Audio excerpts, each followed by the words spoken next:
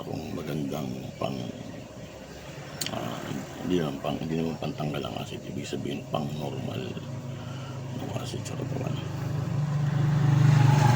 May mga nagtatanong sa akin, wala ka namang bisyo bakit may mga ganong naramdaman ka? Naku po, nung araw po, hindi ko na ikwento sa inyo, pero alam yan lahat ng mga kapatid ko kung gaano ako katalamak sa pagbibisyo. Pero mula nung malaman ko ng tunay na aral, natakot ako. Kaya nga po ito may mga nararamdaman akong arthritis. Kasi grabe ako.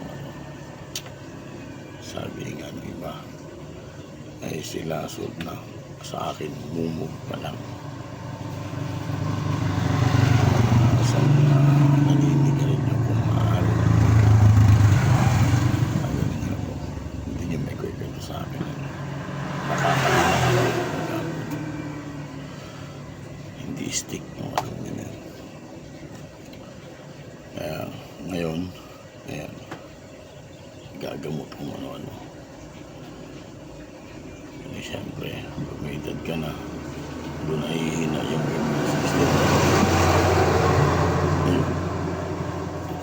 Kaya kung maaari, maaga pa lang, iwasan nyo na yun. Hindi maganda. Salamat sa Diyos at nakakilala ako ng tunay na hindi tawaran. Salamat sa Diyos.